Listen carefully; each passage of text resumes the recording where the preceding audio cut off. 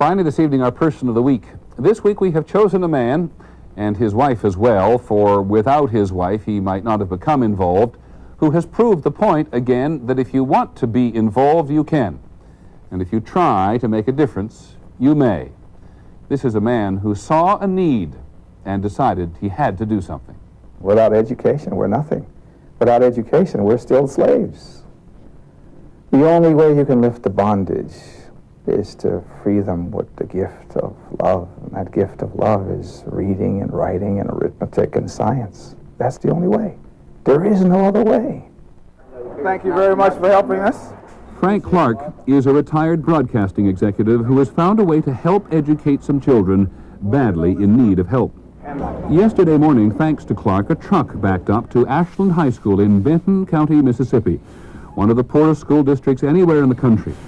Students and teachers began to unload books and desks and typewriters and computers, most of which has been missing for many students here in a state that ranks near the bottom in spending on education and in student test scores.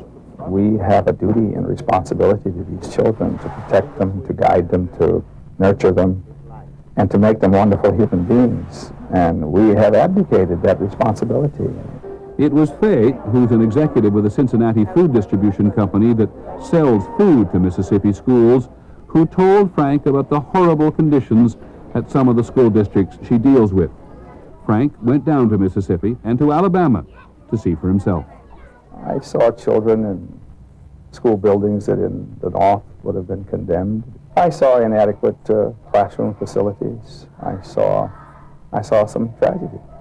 And so last January, Frank Clark began canvassing more well-to-do school districts in the North, asking for any school supplies they could spare or that were no longer needed.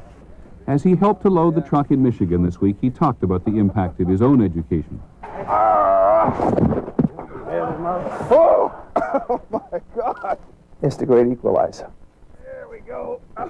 It makes me feel that I am equal with the world. Clark was a very successful radio and television executive. His retirement could have been a lot different. I now devote 100% of my time to the project. It's better than playing tennis and playing with my computer. I'd like to spend the rest of my life doing this. I could die doing this and be very happy. And so Frank Clark will be turning up at school board meetings around the country, asking others to help him help less fortunate children. Watch for him. You know, we talk too much and we do too little. We need to do a lot and talk less.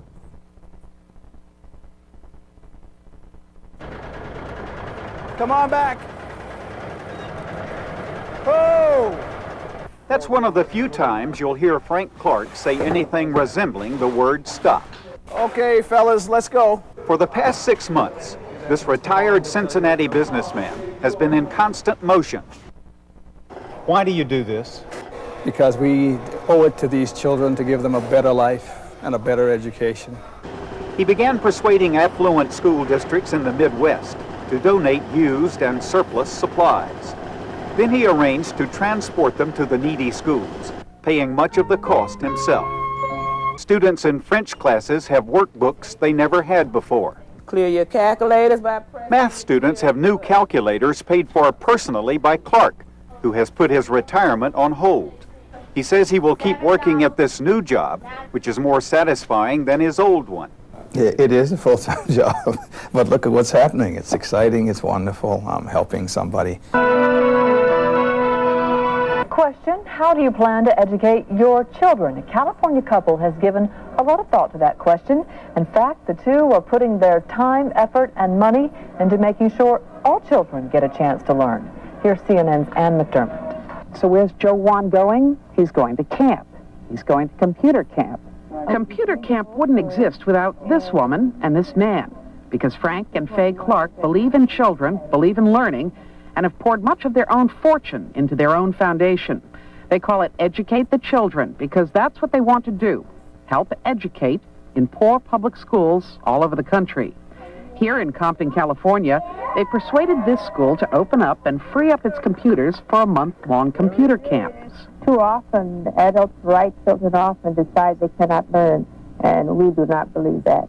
Yeah, we can't just wait for the government and the bureaucracy, the red tape to do it. You know, this is our problem. All of us are responsible for the situation, and we must correct it. He has the password. He has the password? Yeah. At a time in their lives when most retired couples are doing less, Frank and Faye Clark are hard at work at the Enterprise Middle School in a tough working-class neighborhood of Compton, south of downtown Los Angeles. They're working at a summer computer camp, which they've organized. What about the internet? A big project, but a small part of what 71-year-old Frank, a retired radio advertising salesman, and 67-year-old Faye, a former executive at a national food supplier, are committed to doing.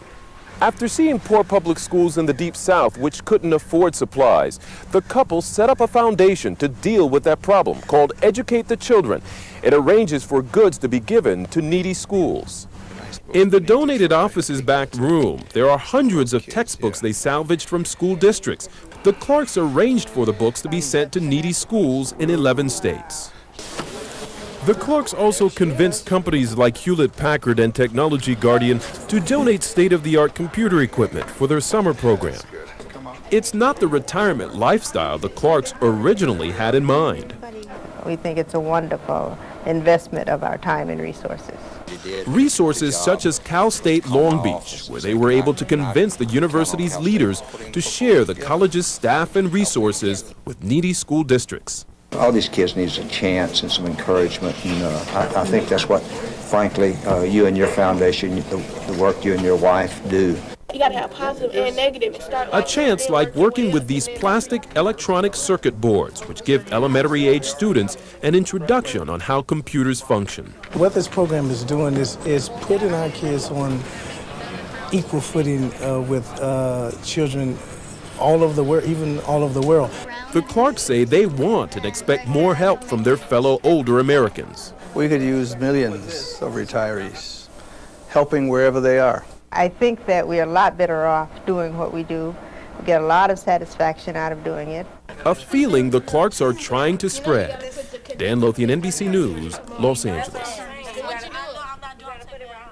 In Compton, the focus was on helping underprivileged youngsters get what they need to succeed in the computer age. Eyewitness News reporter Gary Gabrielle joins us live, and he has that story. Gary. Gee, good morning. While most children are spending their summer break outside, these students are actually spending it inside a classroom, and they want to be here. Compton school officials believe this is the first ever computer summer camp of its kind at any public school in the entire state of California. It's a month-long camp teaching children lifelong skills. Last month, most of these Compton school children knew little about computers and even less about the internet. But now, 3 weeks into a unique computer summer camp at Enterprise Middle School, they're sending email to President Clinton, participating in video conferencing with college students from Vanderbilt University, and they're even tearing down and rebuilding their own computers. Remember on the side, the computers were purchased by the school district, but the program is run by volunteers. Volunteers from a nonprofit foundation called Educate the Children. So we don't have the CD-ROM. So retired broadcasting executive Frank Clark is the foundation's president and a volunteer himself. These are all wonderful, bright children here, and they're gifts from God, and we just need to give them a chance to fly. Once they get a chance to fly, they're going to fly.